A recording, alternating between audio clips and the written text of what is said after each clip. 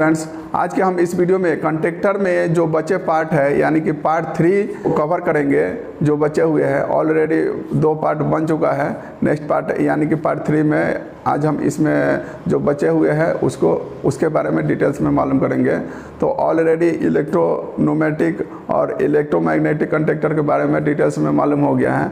तो आज हम इस पार्ट में ड्रम कंटेक्टर और कैम कंटेक्टर के बारे में मालूम करेंगे। तो ड्रम कंटेक्टर जो है इसमें कौन कौन सा कंटेक्टर आता है, तो इसमें जो है J1 J2 और CTF 1 2 3 आता है। लेकिन अब J1 J2 और CTF 1 2 3 सुनने के साथ साथ आपके माइंड में एक कन्फ्यूज़न आ गया होगा कि J1 J2 का पहचान कैसे करेंगे और CTF का कैसे पहचान करेंगे। इसके लिए हम बहुत ही सरल तरीका आपको बताएंगे जिससे कि कभी भी लाइफ में कभी भी आपको ये दिक्कत नहीं महसूस होगी कि J1 J2 का पहचान कैसे करना है और CTF का पहचान कैसे करना है। यानी कि जोड़ा, यानी कि J1 J2 जिधर भी रहेगा, J1 मान के चलिए कि ये ST1 कंपार्टमेंट में है और J2 जो है ST3 कंपार्टमेंट में है, और लेकिन उसी में CTF 1 2 3 भी ए रहता है, तो उसमें कन्फ्यूजन हो जाती है। J1 यानी कि जोड़ा, जब भी ये रहेगा तो ऐसे जोड़ा ऐसे ही आपका J1 रहेगा। लेकिन CTF में ऐसा नहीं रहता है, वो आगे पीछे ऐसा रहता है, इसलिए आप इसको देख करके आसानी से पहचान सकते हैं। अब इसके बारे में मालूम कर लेते हैं कि J1 का क्या है, J2 और CTF 1 2 3 का क्या मतलब कहानी है, उसके बारे में जानते हैं। तो J1 और J2 का जो है पोजीशन जो है, अगर आप नॉच ले रहे हैं, अगर आगे के तरफ अगर गाड़ी को मूव करना है तो J1 का है फॉरवर्ड, या आप आगे जाना चाहते हैं तो अगर कैब 1 लीडिंग रहता है तो J1 और J2 का पोजीशन जो है ऊपर में होना चाहिए। इसी प्रकार आप जान सकते हैं कि अगर कैब 2 लीडिंग है और हमको आगे में जाना है तो नॉच लेना है, तो वैसा कंडीशन में अगर सेट नहीं हो रहा है J1 J2 तो उसका हैंडल का पोजीशन जो है नीचे में रहेगा। तो एक ही मालूम करिए कि अगर कैब 1 लीडिंग होगा और हमें आगे की तरफ जाना है और नॉच नहीं आ रहा है और J1 J2 को सेट करने की बात होती है मैनुअली, तो उसका जो हैंडल जो है ऊपर में सेट कर लेना है। तो इस प्रकार हम कैब 1 हो या कैब 2 है तो उसके हिसाब से उस हिसाब से हम उसका हैंडल का पोजीशन जो है सेट कर सकते हैं।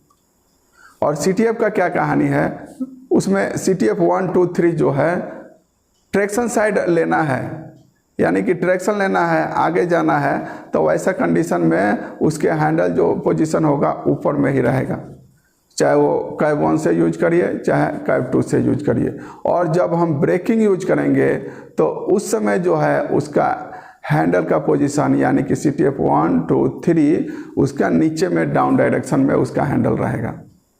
तो अगर कभी प्रॉब्लम होती है और J1 J2 का पोजीशन सेट करना है तो इस प्रकार हम सेट कर सकते हैं। तो इसमें जो है ये कंटेक्टर जो है ये ड्रम के तरह रहता है जो कि कॉपर का रहता है, और इसी पे कंटेक्टर जो है लगे हुए रहते हैं।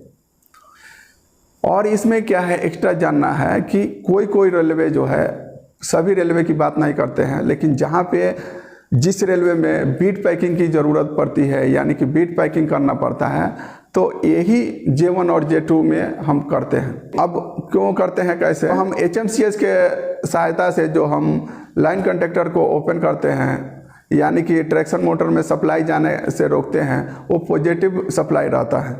अभी जबकि हम पहले वाले पार्ट में हम आपको बता चुके हैं, लेकिन जब निगेटिव सप्लाई को हमें बंद करना रहता है, आइसोलेट करना रहेगा, तो ये J1 J2 के कंटेक्टर से ही हम कर सकते हैं। तो सेफ्टी के भी उसे पॉजिटिव तो कर लिए, तो निगेटिव भी हम आइसोलेट कर दिए, तो और भी किधर से भी सप्लाई जाने का या अर्थ फॉल्ट आने का चांसेस नहीं रहेगा, इसलिए हम बीट पैकिंग करते हैं। तो ट्रैक्शन मोटर का जो निगेटिव टर्मिनल को आइसोलेट करना है, तो अगर J1 में अगर मान के चलिए कि ट्रैक्शन मोटर 1 2 3 अगर रहेगा तो J1 में बीट पैकिंग करेंगे तो उसका जो ऑलरेडी लिखे हुए रहता है बीट पैकिंग में 8 10 और 12, इसमें हम कोई भी एक छोटा सा गत्ता या कागज़ के टुकड़ा भी डाल करके उसको बिट पैकिंग कर सकते हैं। लेकिन मालूम होना चाहिए कि यही J1 है और ये अगर ट्रैक्शन मोटर 1 आइसोलेट कर रहे हैं तो ये 8वां बिट है, ये 10 है और ये 12 है, तो इसकी पहचान करना रहता है। तो वो सीरियल में रहता है 8, 10, 12। तो उस प्रकार अगर वही ट्रैक्शन मोटर 4, 5, 6 को आइसोलेट करना है तो हम J2 में हम बिट पैकिंग करेंगे 8, 10, 12। तो इसमें J1 और J2 और CTF का हैंडल सेट करना, J1 J2 का हैंडल सेट करना, यही सब रहता है। ये ड्रम कंडक्टर रहता है। तो इस प्रकार इसके बारे में जान लिए। अब हम नेक्स्ट जो है कम कंडक्टर के बारे में मालूम कर लेते हैं। तो इसमें कौन सा कंडक्टर आता है, तो CGR 1, 2, 3। और तो ये CGR 1, 2, 3 ये जो कंडक्टर है ये कैसे क्लोज होता है, तो ये GR जो हम नॉच लेते हैं और GR ड्रम जो घूमता है तो उसी से एक कंडक्टर क्लोज होता है। नॉच में रखेंगे, नॉच रहेगा 0, 2, 4, 6, तो वहाँ पे जो है CGR 1 जो है वो ओपन रहेगा और 2 और 3 जो है क्लोज होगा। नॉच में जो रहेगा तो उसमें जो है CGR 1 और 2 जो है क्लोज होगा और जो 3 जो है CGR वो ओपन में रहेगा। और ऑड नॉच में अगर रहेगा गाड़ी यानी कि 1, 3, 5, तो वैसे कंडीशन में जो है CGR 1 जो है क्लोज होगा और 2 और 3 जो है CGR वो ओपन में रहेगा।